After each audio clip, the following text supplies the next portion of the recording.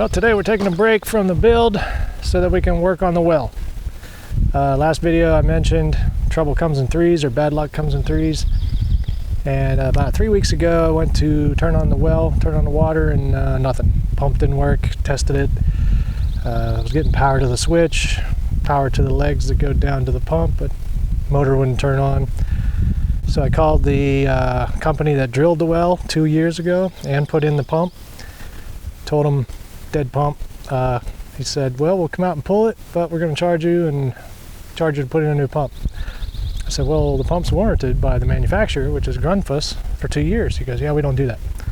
Like, what? You don't honor the manufacturer's warranty on work you do? He goes, no, we provide a 1-year warranty on everything, and you're over your 1 year, so we'd have to charge you for everything, a new pump and everything.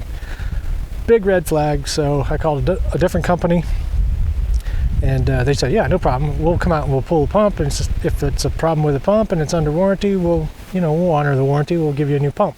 It's like, cool. Problem was, they were like a month out, and I wasn't in a hurry. It wasn't a super emergency because we do have water at the trailer, but we use this primarily for cooking and drinking. And so I said, okay. So it was a month, and now they're coming to pull this pump and see what the heck's wrong with it, because it's only been in there, like I said, 2 years. It's probably got less than 2 hours total run time on it. Should not be bad.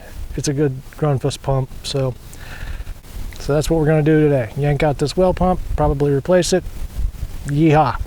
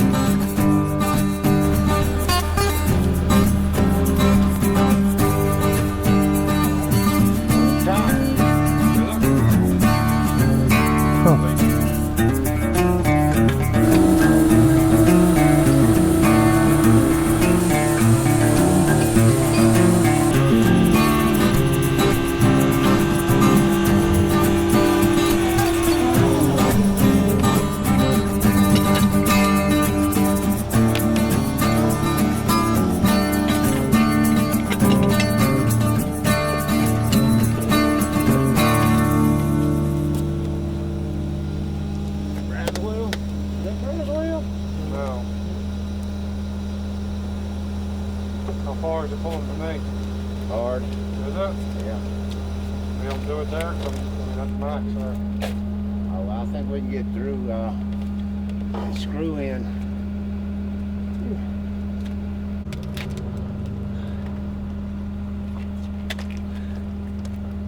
Is there a fold in that? Huh? Is there a fold in that? Yeah. I'm not gonna ask. PVC's gonna stretch out. Well, they thought, I guess.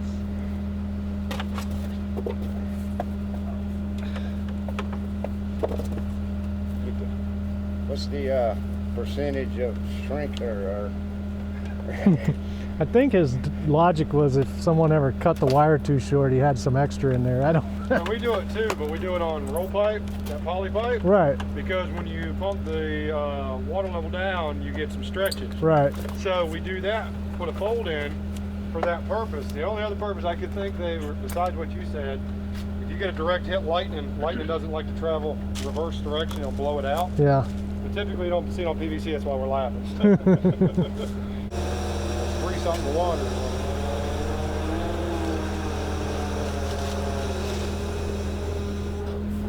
Oh, yeah, it's full of water. I didn't think about that. Yeah.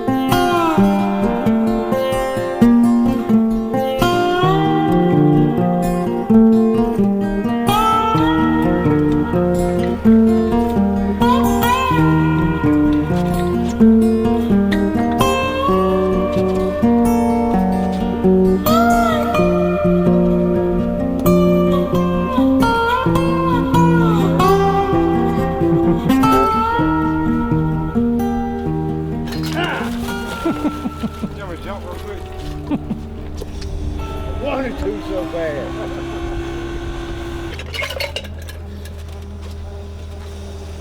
All right, moment of truth.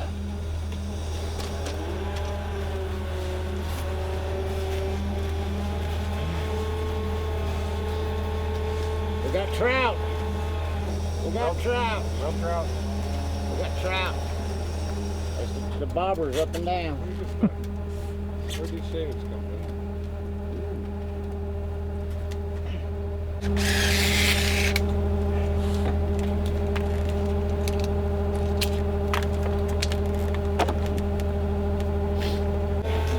Whoa, golly, what the hell did they do? It looks like a torpedo. Wow. Well, that's not how you put a tailpipe on, but okay. What? What's the bottom of it look like when we're taking apart? Just plunged up or no? That's good. Huh? Good. Cut all that off. Put it back there the whole way up.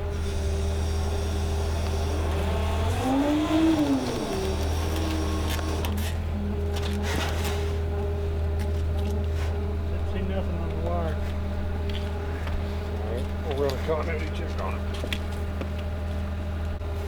This looks like Larry They made McLeod it, did didn't this. it? That's what I'm saying. That's why I said it ain't the way to put a tailpipe on it. Oh.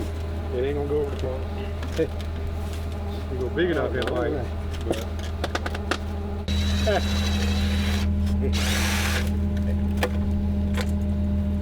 Alright, you ready? You got the sleeve? Yeah. Alright, I'm gonna let go. Here we go. Up. The whole sleeve will come out of it. A tinsel. I got a tinsel. Pencil. I got a tinsel.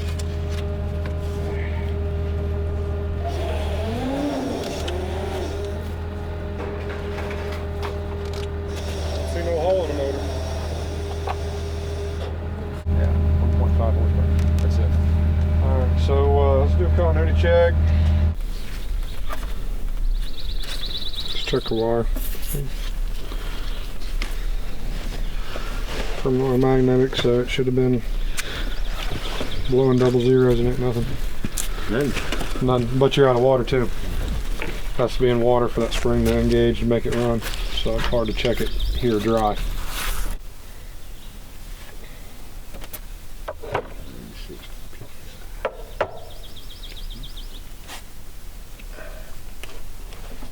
Try the end of it. There you got it. Yep.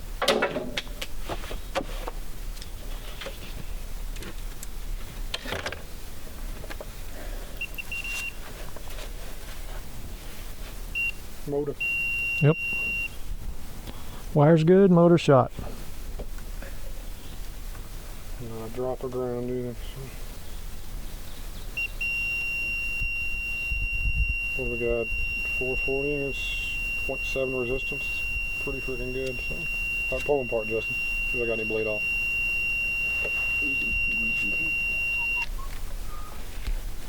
Oh, good. Yeah, check it again with ground just to make sure.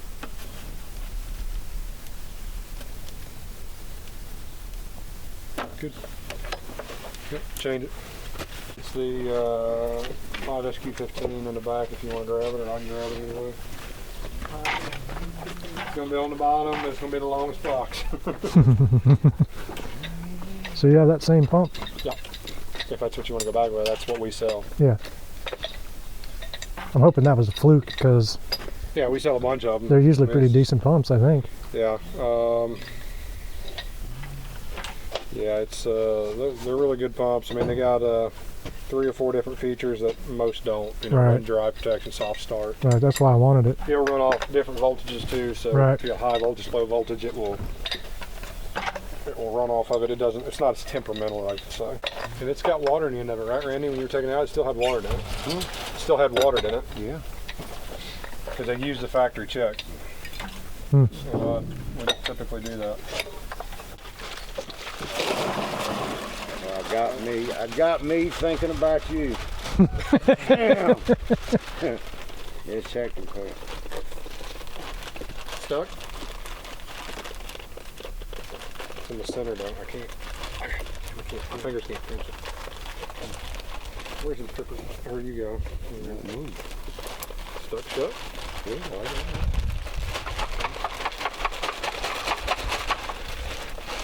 Yeah, it is. Huh. Right there's probably the problem. Stuck. Huh. That's why we don't use factory check valves. They're there for homeowner use, pretty much. Just so it covers the manufacturer if somebody didn't know what they were doing to put a check valve. So you should put one there? Yeah. Well, we usually leave the factory to break it out, but we put one, so all the weight is on a steel check valve, not that rubber in there. So to be honest with you, that's probably, you'd probably put that thing back. I'd be scared to, though. I bet, yeah, probably would run now, huh? Probably would run. It was, I mean, it was hard suction. That's just a switch, right? So it wouldn't... Yeah, so what it's thinking is why it won't start, it's thinking there's no water there because it has a back pressure on it and thinking it's dry to some degree. So it's technically what you call deadheading it, but it's not wanting to spin because it's smart enough to realize there's something wrong. Right, so it wouldn't actually try to fire up the motor because the check valve's checked. Yeah, so we'd have to set it in water and run the generator and it'd probably start because you can't read it without the spring hitting it. So I can go get water if we want to try it. I don't care. It's up to you. if you got water enough for it to sit in the Well, car, I don't, yeah. that's All what I I'm have is, saying. That's a 7-gallon bucket there. I don't think it's deep enough. I don't know enough You'd have to buckets. have a 55-gallon drum or something. You think grit caused that, or just? I can't imagine grit would be in there like that. I don't see a whole lot of grit in it, but it could have went backwards in it.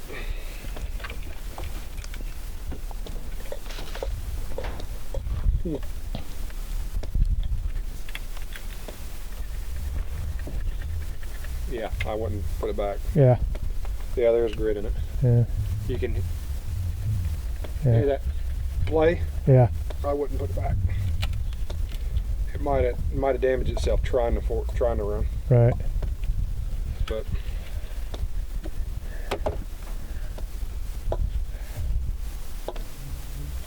the only thing that worries me now, though, send it back for warranty.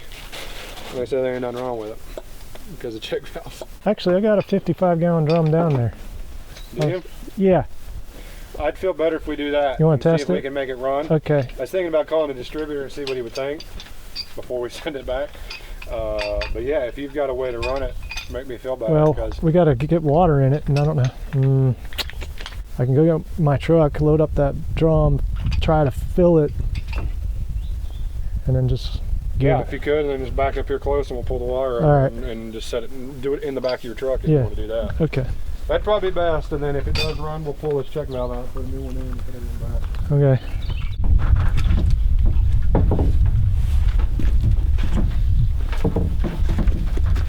You good? Aim it that way. Huh? Aim it that way. Yeah. Probably won't do about that much. You ready, Justin? Yeah. Okay. If you would cut the generator on for us, and then let it warm up, then clip it. Alright, that's off.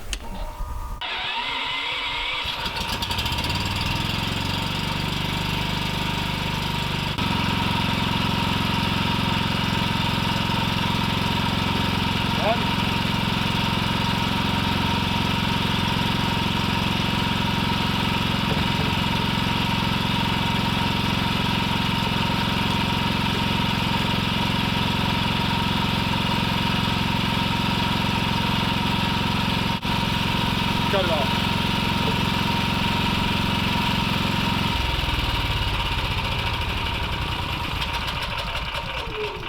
Nothing at all, you said? Not even 30 or something? 0.07. Under an amp? Okay. I'm glad you had water to test it. So Yeah. yeah, that check valve probably went bad and it hurt the rest of it, to be honest with you. Yeah. It's just a downhill cycle from that point on. They shouldn't give you a hassle about that then, should they? No, it don't run at all. Oh, I got you. Could pull the check valve up and it was really stuck, and that it would send it back and they'd say, hey, it's still good. Appreciate the water and stuff. Yeah, I wanted to know too, you know. Yeah, we'll just put another one in. We'll get rid of it. You're changing this cheap little thing that's in it for stainless steel. Oh, you took that, you got it out. Well, that's the new one. Yeah, I didn't touch the old one. So Holy, that's the, yeah, that was shoved down in the top of the pump. what a piece of shit. So we throw that away and we put a 617, which is the stainless steel check valve there. Hell yeah. Yeah, I'm surprised I didn't do that. Well, Dang, that's all there is to that thing. that's huh? all. That's it. And it was shoved down. There's a rubber gasket it sits in. If you force it too far, the gasket wants to roll around the top of it. How much water weight was that though? Well, for that half section.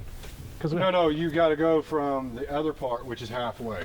So Right. it's not just this section. So it's 200 feet. Yeah, it's 220. And I think there's a gallon. It's like a gallon and 3/4 per stick. But you got to. It depends on the buoyancy too. It depends on where you're at in the water. If the water level's down, it gets heavier. Gotcha. The other one's, buoyancy. So I couldn't really give you an exact number, but they're supposed to hold up better than that. But we pull them out because we know better. So. Good to know. That is the check valve that's in the pump, which is a piece of crap. And that's the replacement check valve that's stainless. And then there's one midline that was brass that's going to be stainless. Ooh, a real sleeve. Is that a real sleeve? Yeah. That's the old sleeve.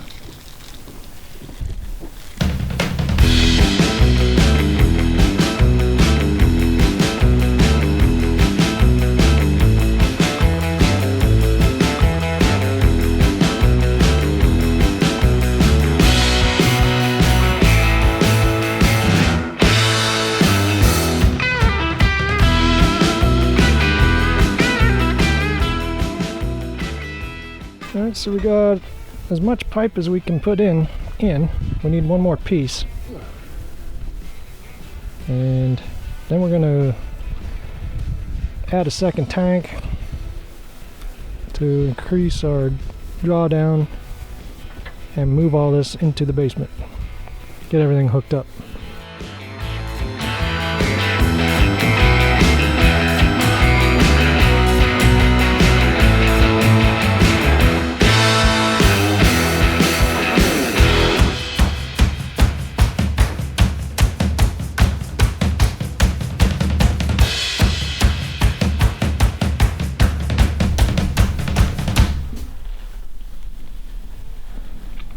That worked out great. Pushing air. That's a lot of air. Yeah, gotta get it all out.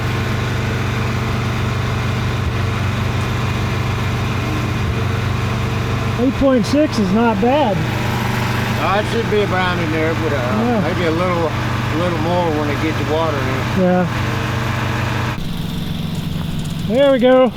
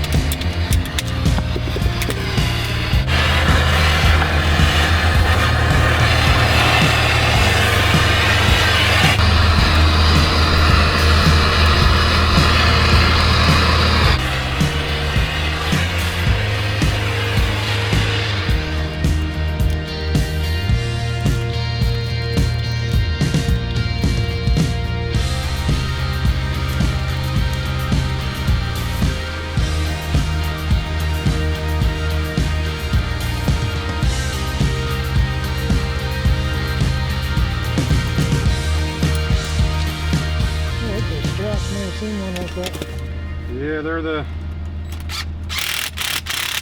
good ones. They ain't got no cheap hose clamps. Yeah, these are pipe bands. The other ones are hose clamps. So. Yeah. But you pay for them too. They're expensive. Yeah. And the other ones you get, I don't know, less than $1 a piece. These are about $3 a piece. But you know, you get what you pay for sometimes. These things will last a whole lot longer and a whole lot more tension than the other ones.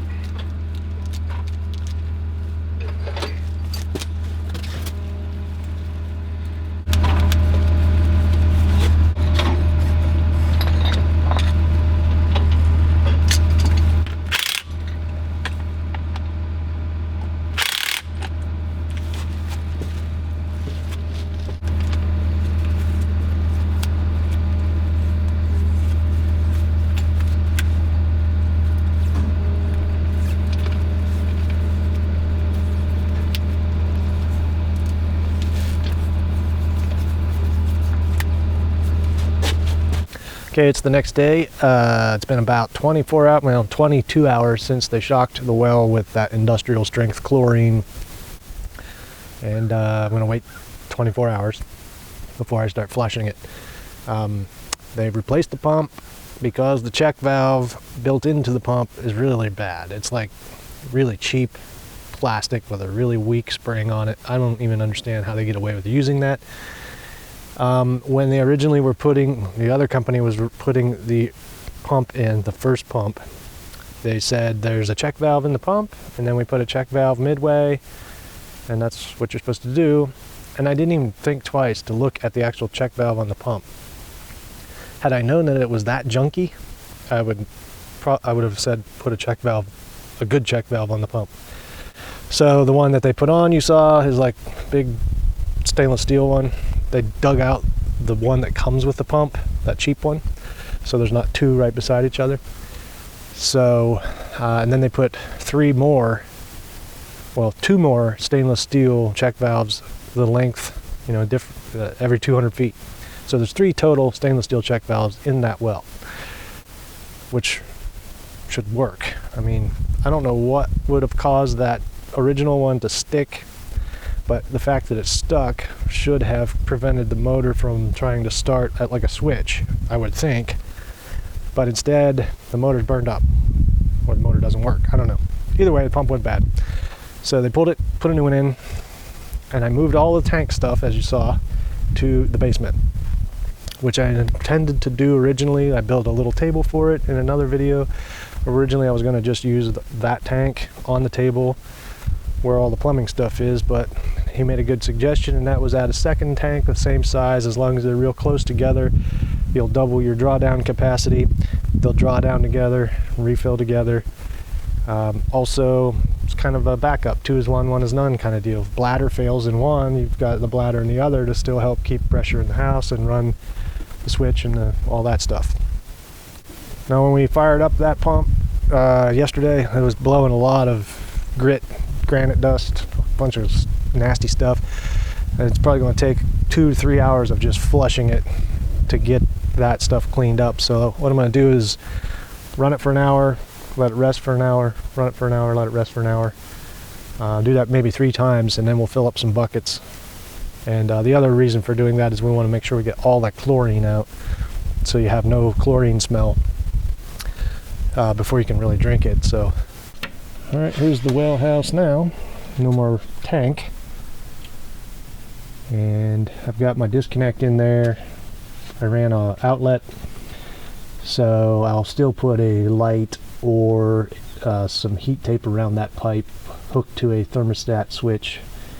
For wintertime, I may do both. I don't know, just to be double sure that that fixture right there does not freeze.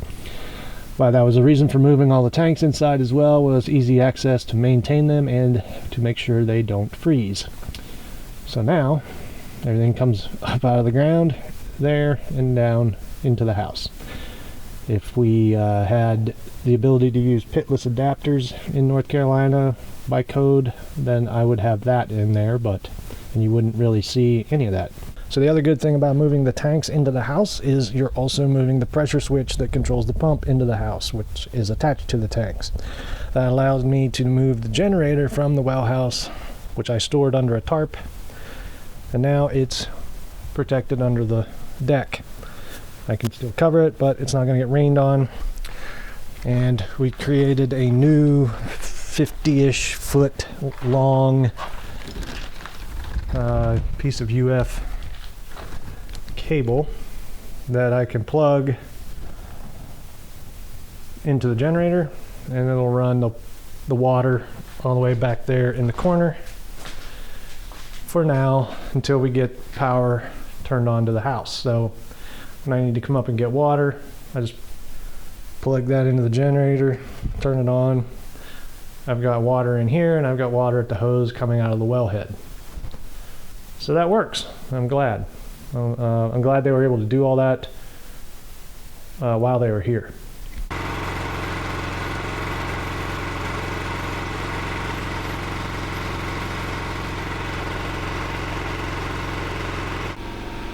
Good pressure. Wonder if the hose is off. All right, well, we're gonna go turn the hose on. No leaks. It's cool. So the pump brings water in that line. It splits off and fills both tanks at once. And then when it comes up to pressure, it shuts off the pump right there.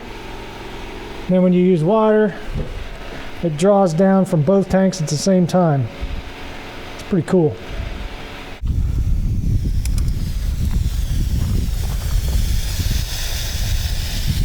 All right, I'm gonna let that run for about an hour. Then we'll check it for chlorine smell and granite dust and just general gunk. Well, with the hose wide open, it got down to 40, clicked on the switch, and it's maintaining 40 psi with the hose wide open. All right, well, that's cool. I don't know, it's starting to look really good.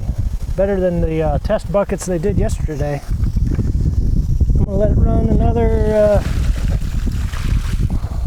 30 minutes and then shut it off for an hour and do it again. That looks a lot better than it did when we first hooked it up.